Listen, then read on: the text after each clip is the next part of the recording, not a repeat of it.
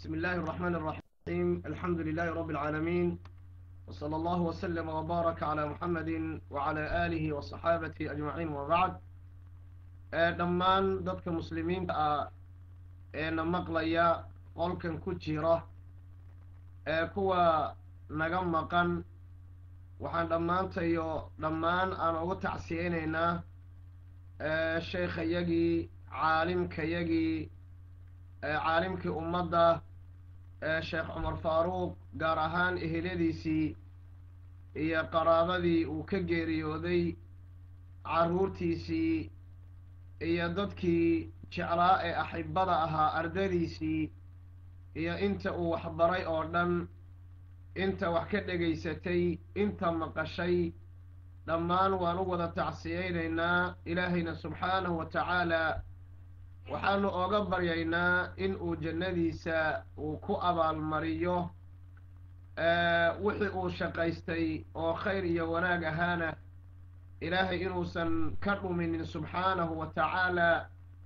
wuxuu cimrigiisii ku baabi'iyey oo jirhkiisii uu ku weynaaday oo caqligiisii iyo maskaxdiisii iyo waqtigiisii uu ku bixiyey, ilaahay waxaan oga baryaynaa inuu qabriga oogu nuuriyo.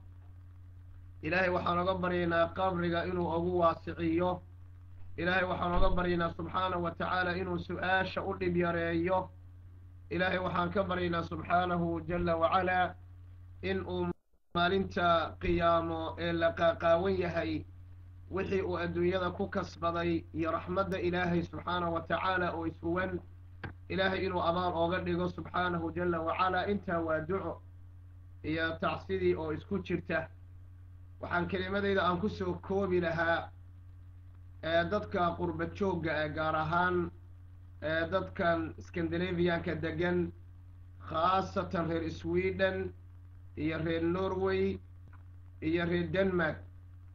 saddexdaasaan si gooni ah sheekhu inta uu joogay laba arrimood oo dadkan ay aad oogu bahnaayeen oo uu sheekhu ilaahay subxaanahu wa tacaalaa in badan oo ka mida uu ku wanaajiyo oo ku islaaxiyey ayaan rabaa inaan kaga qayb qaato barnaamijkan kooban. midka koowaad wuxuu ahaa dad waddan gaala yimid, xalaal iyo xaaraam aan in badan oo ka mida kala garanaynin, cuntadii ay cunayeen aan kala garan waayey, lambarri iyo balaayo la ysku qasay, shaqadii ay ka shaqaynayeen kulligood isku wada dhex jirto, ayuu ilaahay subxaanahu wa tacaalaa sheekha noo keenay. halkaa ayuu dadka ilaahay ugu iftiimiyey, carabkiisa sabab ooga dhigay inuu u caddeeyo mas'alo muhiim ah oo la yidhaahdo alxalaal waalxaaraam. maxaa bannaan maxaase bannaanayn? horta qodobkaasi aad baan runtii anu shaksiyan oogu xusuustaa oo sheekhu uu dadka u sharxay u faa'iideeyey. waxaan leenahay nin kasta oo masale ka faa'iidaystay wuxuu ka mudan yahay caawa inuu ducadiisa uu ugu dadaalo. taa waa qodobka koowaad weeyaan. qodobka labaad, markii meelahan la yimid, bii-a ka duwan bii-adii aan ku noolayn la yimid, qoysaskii iyo reerihii qaabkay isku qabi jireen wax iska beddeleen, khilaafaad aad u fara badan baa yimid. allah subxaanahu wa tacaalaa wuxuu sheekha carabkiisa in badan ku islaaxiyey, carruur badanna ay ku dhasheen. fadliga ilaahay kadib sheekha xigmaddiisa iyo xinkadiisa iyo islaaxiisa iyo siduu dadka khayrka uula jecel yahay, ummadda muslimiinta cumuuman, ummadda soomaaliyeedna khusuusan, ayaa wuxuu aad xoogga u saaray inayna reeruhu burburin. fataawooyin fara badan buu u sahlay, in fara badan buu ku soo jeeday, in badan buu waagu oogu bariyey, dhibaatooyin fara badan buu kala kulmay.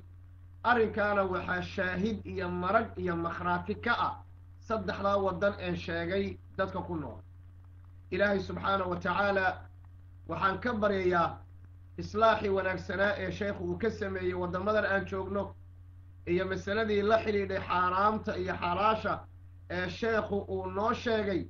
ilaahay waxaan kaga baryayaa in uu sababkeeda uu qabriga ugu nuuriyo. maanta ayuu u baahan yahay آمين اللهم آمين.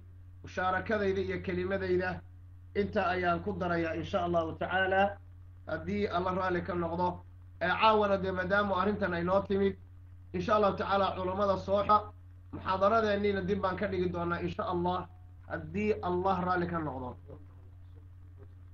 إن شاء الله تعالى، وجزاكم الله خيرا.